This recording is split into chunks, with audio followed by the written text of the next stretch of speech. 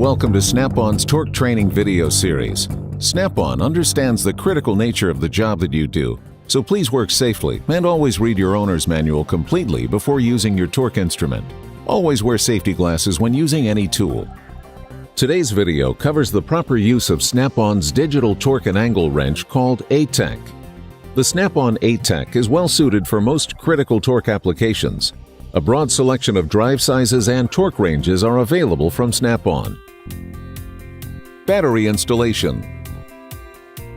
To begin using your ATECH torque wrench, first install the batteries.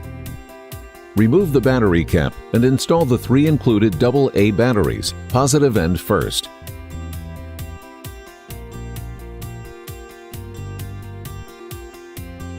Replace cap.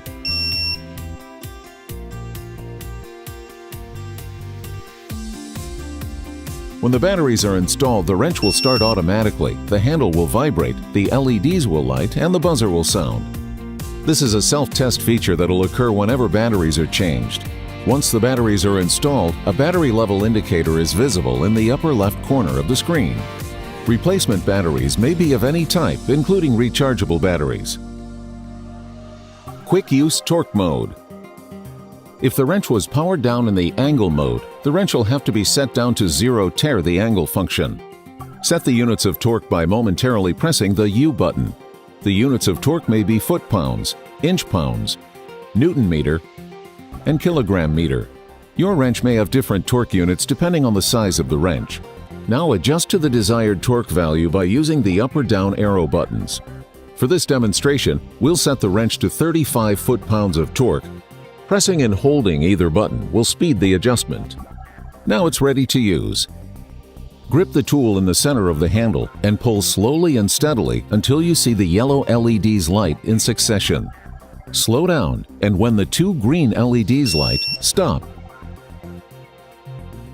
Should you exceed the target torque, the red LEDs will light. Then you may switch the ratchet lever to reverse and loosen the fastener. Apply torque again, being careful to stop when the green LEDs light. You'll also feel vibration, hear the buzzer, and see the torque value on the screen. Quick use angle mode. If the wrench is in torque mode, select angle mode by pushing the enter button until the angle mode is displayed. Use the up or down arrows to select the desired angle value. The wrench is now ready to use in the angle mode. For this demonstration, we're going to use 90 degrees of angle rotation. Apply angle in a smooth, steady pull. Do not jerk the wrench. The angle function performs best when the tool is turned at a rate of 6 seconds per 180 degrees of rotation.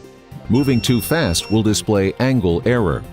Grip the tool in the center of the handle and pull slowly and steadily until you see the yellow LEDs light in succession. Slow down, and when the 2 green LEDs light, stop. Setting a torque preset. Your Snap-on ATECH torque wrench will store up to 10 presets. The presets may be for torque or angle. To set a torque preset, select the torque page. Use the up or down arrows to select the desired units of torque. Then push and hold the U button for 3 seconds. The wrench will prompt you, Add Preset. Use the up arrow button to highlight Yes, then push Enter. Now the wrench will prompt you to enter the minimum torque value. For this demonstration, we'll use 25 foot-pounds of torque. Once you select a minimum torque value, push the Enter button, and the wrench will now prompt you to enter the maximum torque value. We'll use 30 foot-pounds as an example. Now push the Enter button, and it'll prompt you for a batch count. The batch count is the number of fasteners you'll be torquing in a sequence.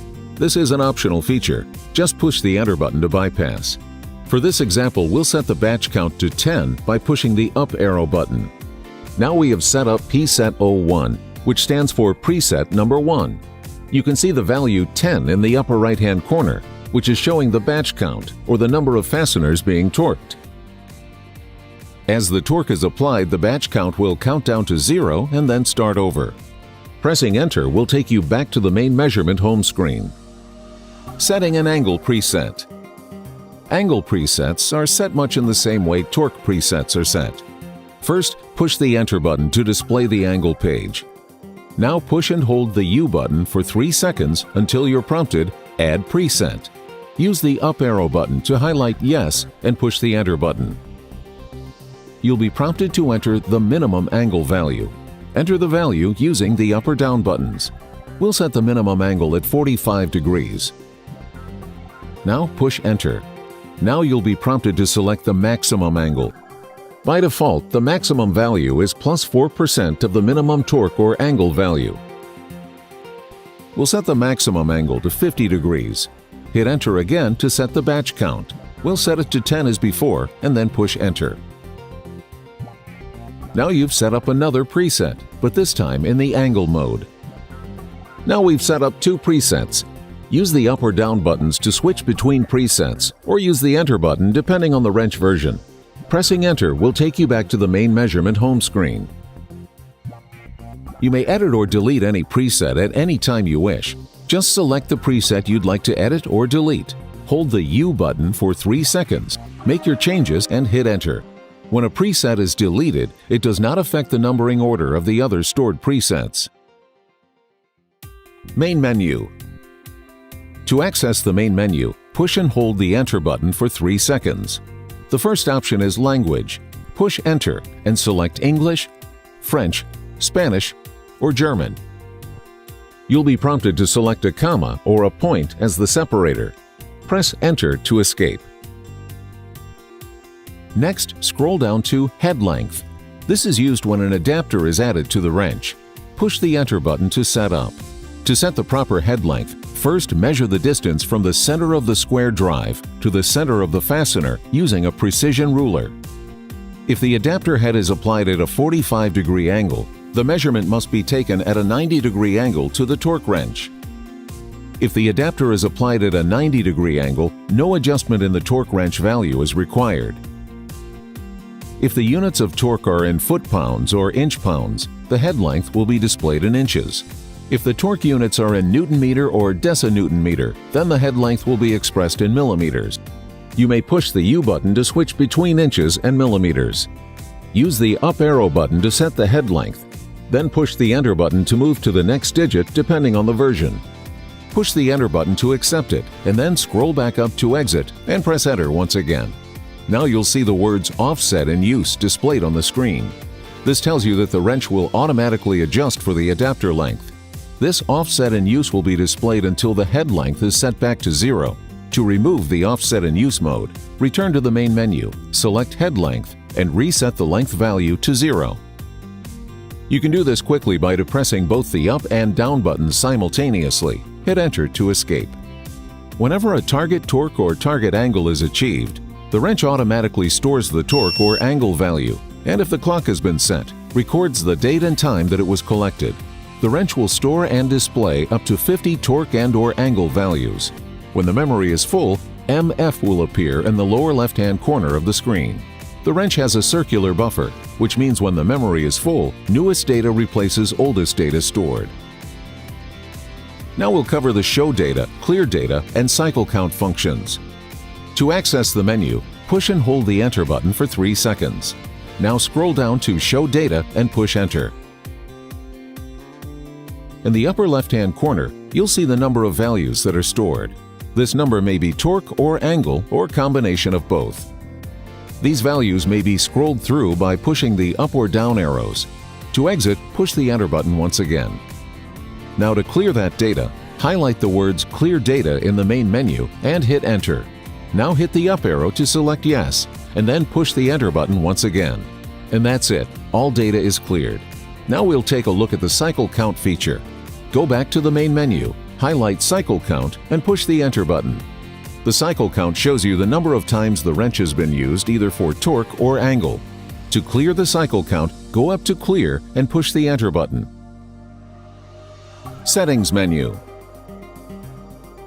To access the Settings menu, press and hold the Enter button for 3 seconds. Then scroll down to highlight Settings. Press Enter. The first item on the Settings menu is Show Info. Press the Enter button to display the info page. The item on the top is CAL, which stands for the date the wrench was last calibrated. The second item is ISD. This is the in-service date, which is the date when the wrench clock was first set and put into service. TCF is torque control factor and ACF is angle control factor.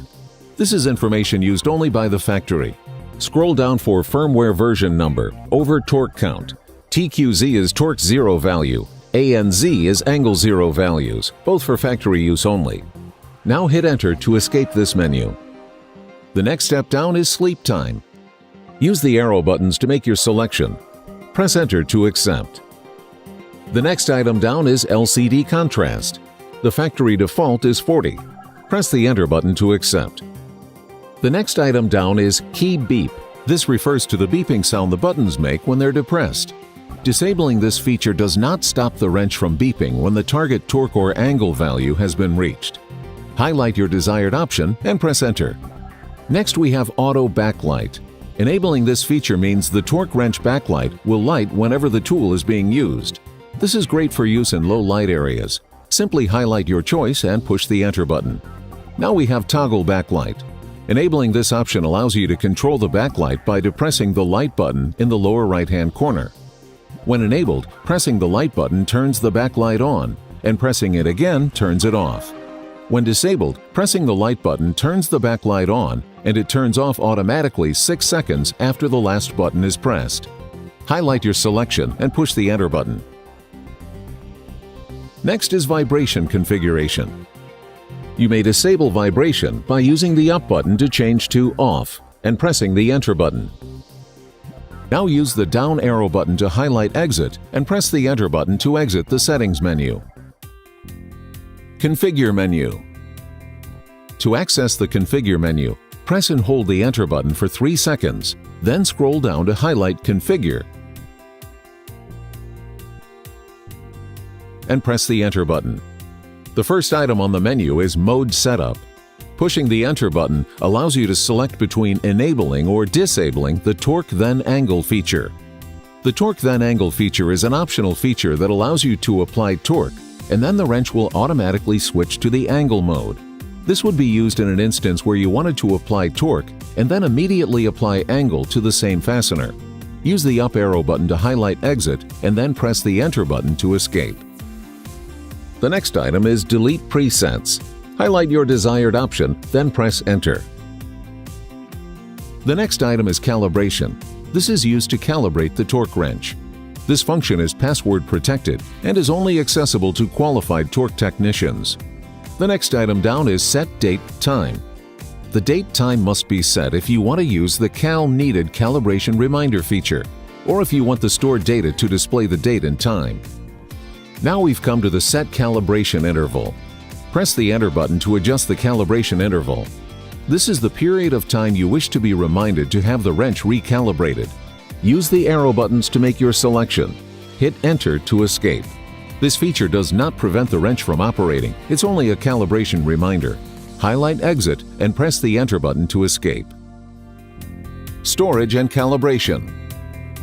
When storing your ATECH, it's not necessary to remove the batteries from the unit. Make sure the unit is powered down and store in the box along with the manual and the certification. Store in a cool, dry place. Snap-on recommends that the unit be recalibrated at least once a year. Please contact your Snap-on representative for the address of the nearest Snap-on repair facility. Thank you for watching. This has been a presentation by Snap-on.